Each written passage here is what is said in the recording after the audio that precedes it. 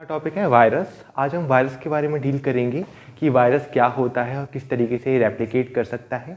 इसका स्ट्रक्चर जानेंगे कि इसका स्ट्रक्चर कैसा होता है। तो अभी तक हम बैक्टीरिया के बारे में डील कर रहे थे और आपने क्लासिफिकेशन ऑफ बैक्टीरिया भी देखा होगा। तो आज हम ये जानेंगे कि वायरस बैक्टीरिया से कैसे अलग है। ओके, तो जैसे कि हम जानते हैं कि काफ़ी सारे माइक्रो ऑर्गेनिज्म हमारे इन्वायरमेंट में प्रेजेंट होते हैं, जैसे कि एल्गाई हो गया, प्रोटोजोआ हो गया, बैक्टीरिया हो गया, फंगाई हो गया। इन सभी माइक्रो ऑर्गेनिज्म से जो सबसे छोटा माइक्रो ऑर्गेनिज्म होता है वो क्या है? वायरस है। तो हम देखते हैं कि जो स्टडी ऑफ वायरस है, यानी कि जो हम स्टडी करते हैं वायरस के बारे में, उसको हम क्या बोलते हैं?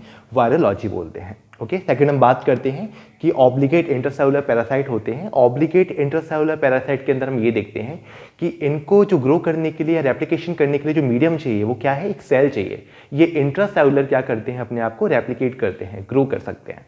तो ये इनकी एक खासियत है। जबकि हम देखते हैं कि अदर जो माइक्रो ऑर्गेनिज्म हैं उनको कोई ऐसा विशेषता नहीं है कि उनको सिर्फ और सिर्फ सेल मीडिया ही चाहिए ग्रो करने के लिए, लेकिन इनके लिए क्या चाहिए? इंटरसेलुलर ही चाहिए, या भी ग्रो कर पाते हैं। देन हम देखते हैं विदाउट सेलुलर ऑर्गेनाइजेशन, इनके अंदर एक सेलुलर ऑर्गेनाइजेशन नहीं पाई जाती है। जैसे कि हम बैक्टीरिया सेल के बारे में बात करते हैं, कंपेयर करके देखते हैं, तो हम देखते हैं कि उसके अंदर काफ़ी सारे अदर ऑर्गेनाइजेशन पाई जाती है। एक बहुत सेलुलर ऑर्गेनाइजेशन जिसके अंदर हम देखते हैं कि राइबोसोम्स हैं, मीजोसोम्स हैं, काफ़ी सारे अदर साइटोप्लाज्म हैं, लेकिन इसके अंदर उस तरीके की सेलुलर ऑर्गेनाइजेशन नहीं पाई जाती है। देन हम बात करते हैं contain one type of nucleic acid. Nucleic acid में हम देखते हैं कि डीएनए है या आरएनए है, इनमें से कोई एक ही न्यूक्लिक एसिड क्या होगा? इस सेल के अंदर प्रेजेंट होता है। देन हम देखते हैं depend on host cell for replication. इसको रेप्लिकेट करने के लिए, रिप्रोड्यूस करने के लिए क्या चाहिए? एक होस्ट सेल की आवश्यकता होती है, तभी क्या कर पाते हैं? ये रेप्लिकेट कर पाते हैं, अपने आप को ग्रो कर पाते हैं। तो इसके बारे में एक बहुत ही माइनर इंट्रोडक्शन था।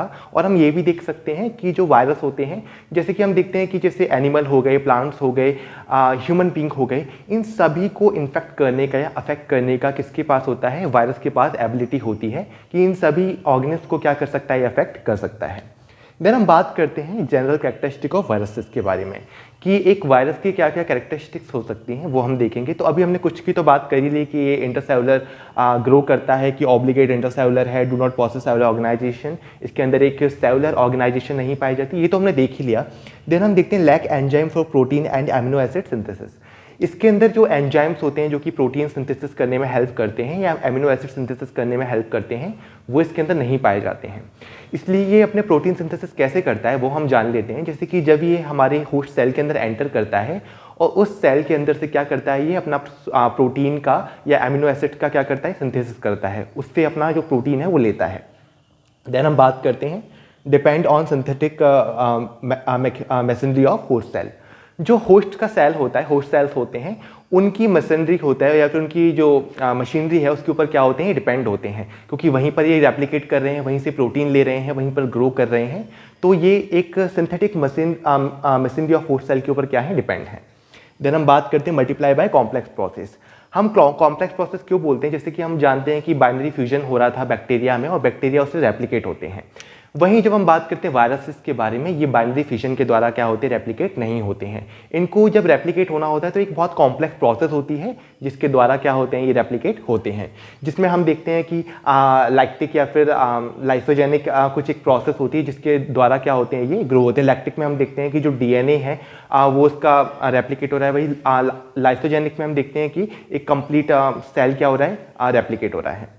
तो ये एक कॉम्प्लेक्स प्रोसेस के द्वारा होता है कि पहले एब्जॉर्प्शन हो रहा है, उसके बाद एक हमारी बॉडी के अंदर पेनिट्रेशन हुआ, फिर वहाँ पर उसने अनकोटिंग किया, अनकोटिंग के बाद हम देखते हैं कि वहाँ पर वो मैचुरेशन फेज में जाता है और मैचुरेशन फेज के बाद वो सेल से रिलीज हो जाता है। तो ये एक बहुत कॉम्प्लेक्स प्रोसेस है। देन हम बात करते हैं अनअफेक्टेड बाय एंटीबायोटिक्स। जो एंटीबायोटिक्स होती हैं वो हम यूज़ करते हैं बैक्टीरिया को किल करने के लिए या उसको अफेक्ट करने के लिए। लेकिन जब हम वायरस की बात करते हैं तो उसमें एंटीबायोटिक्स का एक रोल नहीं होता कि उनको किल कर पाएँ, या उनके पास इतनी एबिलिटी नहीं होती कि वो वायरस को किल कर पाएँ। इसके लिए हम क्या करते हैं? एंटीवायरल एजेंट्स का यूज़ कर सकते हैं, या फिर हमारी बॉडी के द्वारा, हमारे सेल्स के द्वारा एक इंटरफेरॉन नाम का एक बैरियर रिलीज किया जाता है। और वो बैरियर क्या करता है? जो भी किल्ड हम बोल सकते हैं कि जो इम्यून सेल्स होते हैं जो कि वायरस को किल कर सकते हैं, उनको एक्टिवेट कर देता है और वो क्या करते हैं? वायरस को किल करने में हेल्प करते हैं। तो ये थी कुछ जनरल प्रॉपर्टीज़ वायरसेस के बारे में कि किस तरीके से एक वायरस की कुछ प्रॉपर्टीज़ हैं। देन हम बात करते हैं मॉर्फोलॉजी के बारे में कि जो वायरस है उसकी मॉर्फोलॉजी कैसी पाई जाती है, उसका शेप कैसा होता है या फिर उसका साइज कैसा होता है। तो हम देखते हैं जो वायरस है बहुत ही छोटे पाए जाते हैं, यानी कि बहुत ही सूक्ष्म जीव हैं सभी माइक्रो ऑर्गेनिज्म के अंदर, और इनको जब हम देखते हैं, इनका साइज को जब हम मेज़र करते हैं तो हम किस में करते हैं, नैनोमीटर के अंदर इसको मेज़र किया जाता है। देन हम बात करते हैं कि सबसे लार्जेस्ट वायरस कौन सा है। ये आपके कॉम्पिटिटिव एग्जाम्स के बेसिस से बहुत अच्छा है क्वेश्चन, और साथ ही साथ हम आपके एग्जाम बेसिस पर भी देख सकते हैं। ये आपको याद रखना बहुत जरूरी है कि लार्जेस्ट वायरस हम देखते हैं कि पॉक्स वायरस है, जिसका साइज हम देखते हैं 300 नैनोमीटर इसका साइज होता है, और ये क्या करता है, ये स्मॉल पॉक्स कॉज करता है। सेकंड हम बात करते हैं स्मॉलेस्ट वायरस के बारे में कि स्मॉलेस्ट वायरस कौन सा है, तो that's was the foot and mouth disease virus. Foot and mouth disease virus सबसे स्मॉलेस्ट वायरस है, और इसकी अगर शेप की बात, साइज की बात की जाए तो वो कितना होता है, 20 नैनोमीटर होता है।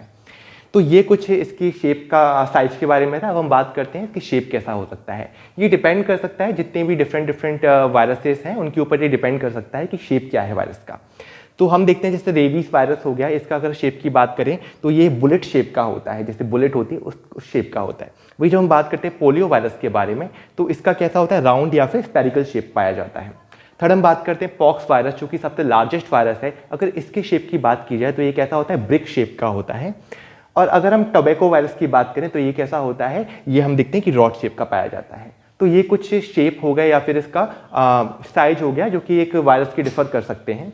देन हम बात करते हैं about the structure of virus, कि स्ट्रक्चर ऑफ वायरस कैसा होता है, एक वायरस के अंदर क्या क्या प्रेजेंट होता है, तो ये हम जान लेते हैं। तो हम देखते हैं इसकी जो वायरस का सेल होता है, इसके अंदर एक कोर पोर्शन पाया जाता है, और कोर पोर्शन में क्या हो सकता है, या तो न्यूक्लिक एसिड एक ही होगा, या तो आरएनए होगा, या फिर डीएनए होगा। न्यूक्लिक एसिड में से किसी एक ही आरएनए या डीएनए का प्रेजेंस पाया जाएगा। देन हम देखते हैं इसके ऊपर एक लेयर पाई जाती है कोर के ऊपर, जिसको हम क्या बोलते हैं, कैप्सिड बोलते हैं। ये कैप्सिड क्या होती है, प्रोटीन से मिलकर बनी होती है, छोटी छोटी सब यूनिट्स होती हैं, जिसको हम क्या बोलते हैं, कैप्सोमियर बोलते हैं। जो आपको ग्रीन कलर के डॉट्स दिखाई दे रहे हैं, जो कि क्यूब शेप के हैं, वो क्या है, कैप्सोमियर हैं, जो कि सब यूनिट है और जो कि किसको मिलकर बनाती हैं, कैप्सिड को बनाती हैं मिलकर।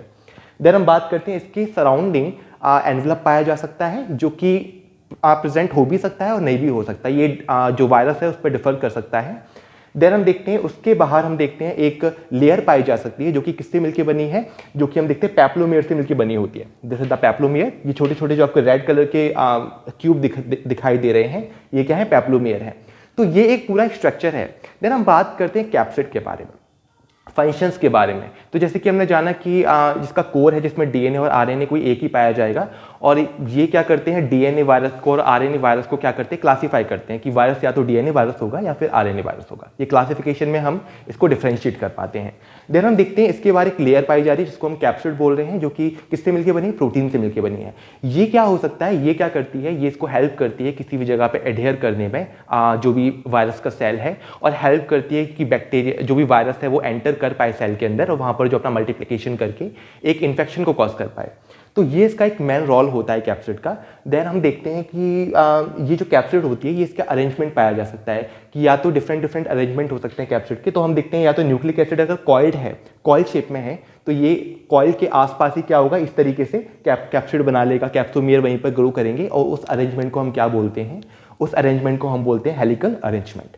अगर जो कैप्सिड है वो कैसा है, क्यूब शेप का है, तो क्यूब शेप के में क्या होगा, उसी के सराउंडिंग क्या हो जाएगा, ये बन जाएगा, उसी के सराउंडिंग क्या होगा, कैप्सिड डेवलप हो जाएगा, ठीक है। और उस अरेंजमेंट को हम क्या बोलते हैं, उसको हम बोलते हैं आइकोसाइड्रल या फिर सिमेट्री अरेंजमेंट, यानी कि एक सिमेट्रिकल, एक ज्योमेट्रिकल बेसिस पे क्या हुआ है, अरेंजमेंट हुआ है।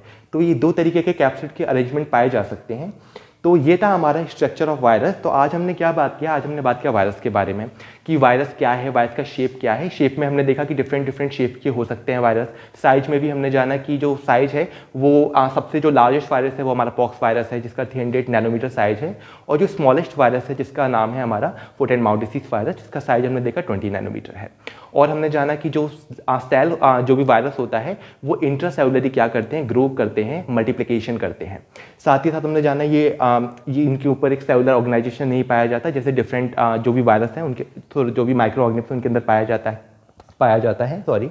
उसके बाद हम देखते हैं कि इसके अंदर कुछ एंजाइम प्रेजेंट नहीं होते जो कि प्रोटीन सिंथेसिस में हेल्प करते हैं। तो ये किस पे डिपेंड होता है, ये एक होस्ट के सेल पर डिपेंड होता है, और वहीं से क्या करता है, अपना जो भी प्रोटीन का रिक्वायरमेंट है वो फुलफिल करता है। सो आई होप आपको आज का ये टॉपिक समझ में आया होगा। अगर आपको इस टॉपिक से रिगार्डिंग कोई भी डाउट है तो आप पूछ सकते हैं। डिस्क्रिप्शन बॉक्स में ऐप का लिंक दिया हुआ है, लिंक को क्लिक करके ऐप को डाउनलोड कर सकते हैं, वहाँ आपको ऐसे और भी इंफॉर्मेटिव वीडियोस मिल जाएंगे। Thank you.